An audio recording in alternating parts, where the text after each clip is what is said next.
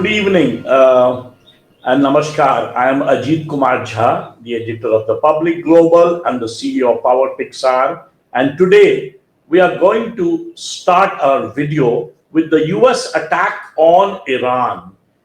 In fact, while most Americans were sleeping last night, United States continued its heavy strike on Iran.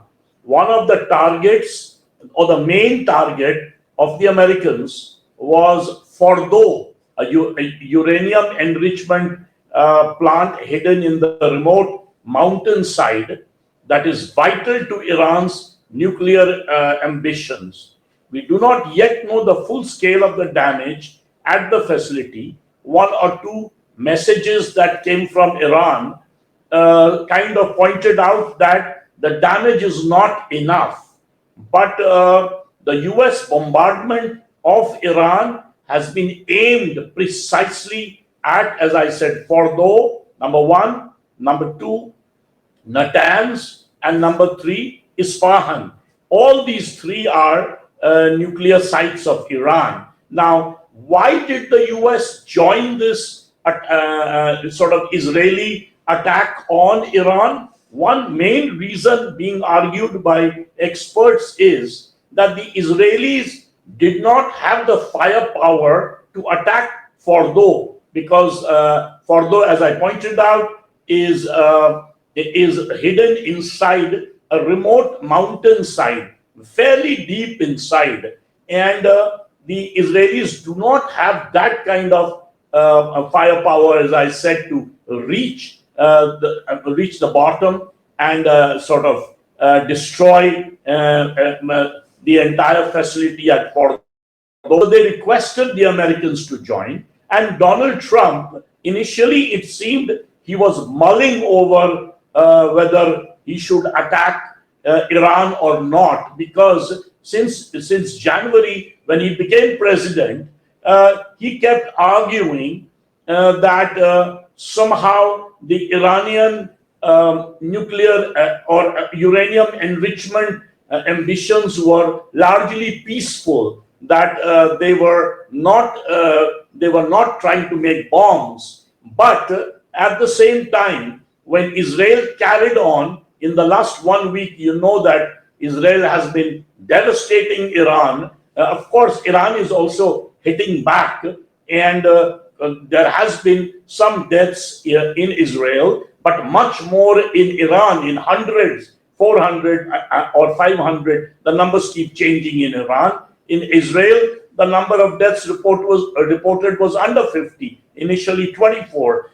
So the situation is becoming more and more in favor of Israel against Iran. In fact, Iran right now is very isolated. Why? Because the Americans have joined this attack along with Israel, number one. Number two, all the Arab regimes, mainly the Gulf Arab regimes, they are almost sort of quiet. Saudi Arabia, of course, has made formally a statement saying that they should de-escalate the crisis, that they should move towards peace. But at the same time, the Gulf Arab regimes in the past have been very critical of Iran. None of them, including Israel and none of the Gulf Arab countries, wanted Iran to have a nuclear bomb. They always felt that if Iran has a nuclear bomb, the regions, the balance in the region is going to change in favor of Iran. And remember, Iran is a Persian regime. These are Arab regimes. Number one, Iran is Shia. Most of these regimes are Sunni. And a third factor is that most of these regimes, except for Qatar, have massive oil reserves, whereas Iran, along with Qatar and Russia, has a massive LNG reserves. So therefore, there was this kind of conflict between the oil producers versus the gas producers. I won't go into details. Maybe later on in a separate video I'll go into it. But Right now, uh, the the US has been bombing all these three sites, and due to Fordo's depth below ground, only the US has the kind of what we call bunker buster bombs. The bunker buster bombs Israel did not have, and these bunker buster bombs are supposed to be big enough to destroy the site. The US bomb is called the GBU 57 Massive Ordnance Penetrator, MOP. Now that is the firepower that the US has. It's actually, if you want a bit of technical details, the MOP, as I argued, the GBU 57 Massive Ordnance Penetrator, weighs about 13,000 kilograms and is able to penetrate about 18 meters, 60 feet of concrete, or 61 meters, 200 feet of earth before exploding. So the idea is that if it goes underneath the mountain and then explodes, it might destroy the Fordo site. We don't yet know the details, but at this moment, the Fordo site has not completely been destroyed. There is another argument made by those who kind of understand Iran better, that Iran was perhaps aware of the kind of attacks that the Americans have begun, or even aware that the Israelis are heading towards it. So they might have moved some of their uranium enrichment sites away from the well-known ones. So that's a speculation. What is known about the impact of the attack? It is unclear what damage the U.S. attack has had on the nuclear sites. It is certainly a barbaric violation of international law. In fact, the Democrats in the Senate has attacked Donald Trump for carrying out this attack. Couple of Republican senators also has been critical of the American attack. But remember, Donald Trump not only won with a huge majority, the Republicans have the majority in Senate, in Congress, and therefore right now no one can stop President Donald Trump carrying it out. Both Saudi Arabia and the UN's nuclear watchdog, the International Atomic Energy Agency, IAEA, say that there has been no increase in radiation levels after the attack by the Americans. IAEA Chief Rafael Grossi has called an emergency meeting of the organization's Board of Governors tomorrow, which is Monday. But the point is, at this moment, Iran is totally isolated. And remember, earlier, right from the time that Israel had been carrying on its attack in Palestine, they had almost decimated two of the what one would call proxies of Iran, the Hamas and the Hezbollah. There were Hezbollah is basically centered in southern Lebanon, but it is considered a proxy of Iran. Hezbollah is a more or less Shia force. And Hamas, we all know the history, because there has been war going on in that region for a while. So both these were totally decimated. Bashar al-Assad in Syria, he was basically kicked out and he is hiding in Russia. He was one of the, if not proxy, certainly a supporter of Iran. So he is out. So Iran, in a way, is isolated. None of the Arab countries, as I said, is ready to help Iran. Neither is Turkey ready to help Iran. So India, for example, has taken, they are kind of silent. I mean, obviously, Mr. Modi believes that this is not an era of war. But in this case, we know that India has a very close relationship with Israel. In fact, Israel is the second largest defense ally of India. The US, of course, is the number one ally of India in terms of defense. We are part of the Quad. India is part of the Quad, which is US, Australia, India, Japan, and the Quad is supposed to be some kind of forum to check China. So India is very much on the side of the Americans. There might be a bit of what one would call problems between Mr. Donald Trump and Narendra Modi, considering that Donald Trump has been claiming that he was basically the mediator in India-Pakistan ceasefire that was brought about. Mr. Modi does not agree with that. But other than that, India is very much today in the camp of the US, Israel, and the Arab countries, in this case, Saudi Arabia, Qatar, etc. So Iran, although India has had very long historic ties with Iran, India has been importing huge amount of oil from Iran in the past, despite the threat given by the West not to do so during the Biden administration. But India kept sort of buying oil from Iran. In fact, I think about 30% of our oil that we import 80% of oil, 30% comes from the Strait of Hormuz. And by the way, the Strait of Hormuz right now is also rather unstable because there are reports that 3 of the ships in the Strait of Hormuz has been attacked and has been destroyed. Now that is going to have disastrous consequences. But before I go to the consequences, let me quickly point out what is the cause. Why is Israel and now America attacking Iran?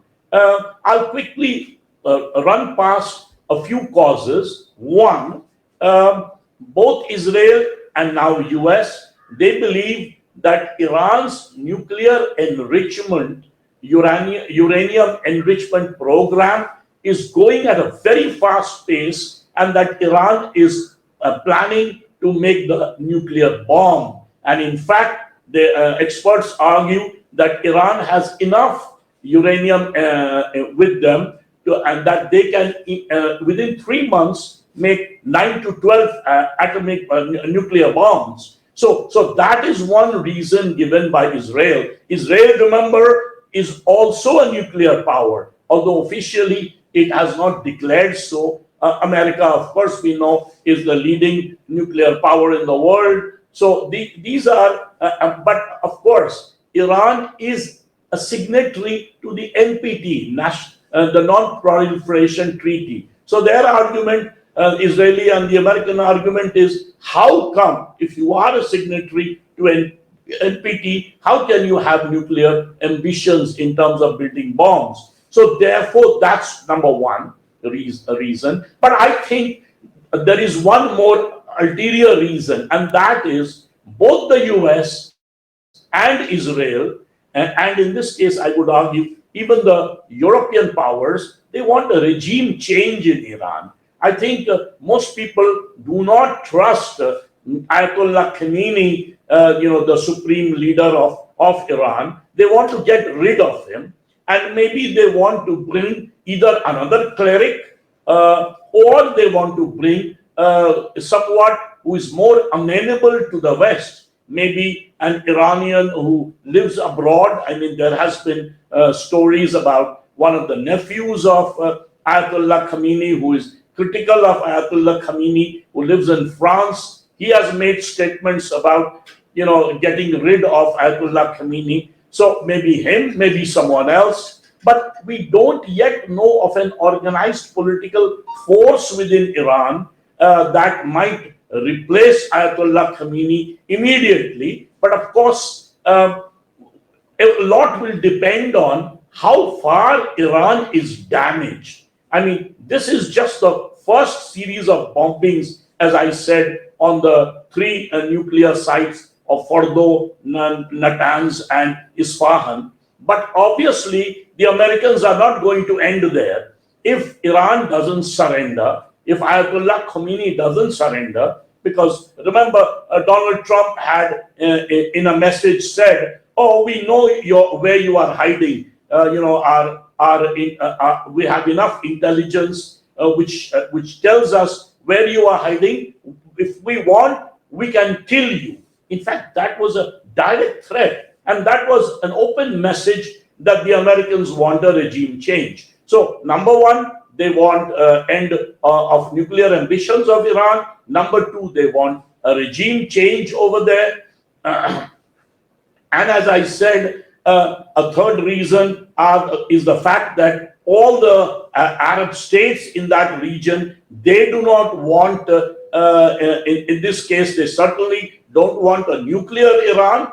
And I would argue many of them do not want, they might want a regime change. Some people argue they don't want a regime change because the Arab states don't want a regime change because it might lead to instability. But the kind of let's say, conflict between Saudi Arabia and Iran, I won't be surprised if they are amenable to a regime change within Iran. A third factor, I think, which started this whole operation right from the very beginning is the fact that,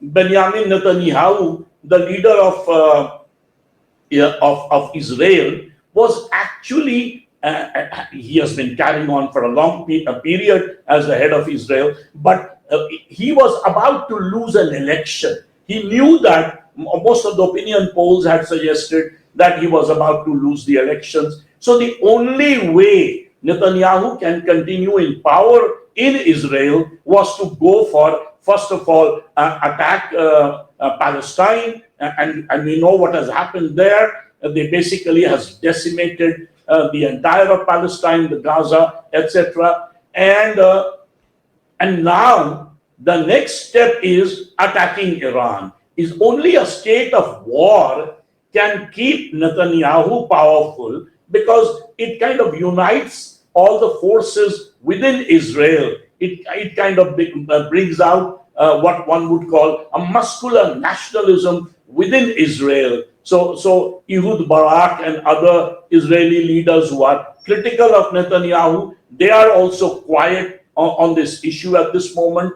So therefore, that domestic factor is perhaps very important for this continuation of this war. Now, because we are running out of time, let me sort of argue what are the possible consequences of this American action against Iran. Number one, it is certainly going to have, it is certainly going to keep this region unstable. We've been having war for, even before President Trump became the president. You have Ukraine, Russia going at each other's throats, and despite all promises by President Trump that he's going to end the war, that hasn't happened. The war in the Middle East continues. Houthis have also been attacking Israel, siding, let's say in this case, with Iran, but the Houthis don't have much firepower. So this whole area has become a powder keg. And this is very dangerous for two reasons. One, this is a place which has enormous amount, it has a monopoly over the world energy in terms of oil, in terms of LNG, natural gas, and in terms of other sort of elements as well. But much more important, Israel is a nuclear power, America is a nuclear power, Iran, according to what the Americans and Israelis argue, has enormous amount of uranium. They could potentially be a nuclear power. So in sort of having a war in an area where you have so many nuclear sites, this could lead to irradiation. Until now, we do not know if radiation has begun in the area. Reports say it hasn't, but it could. So that's one very big danger.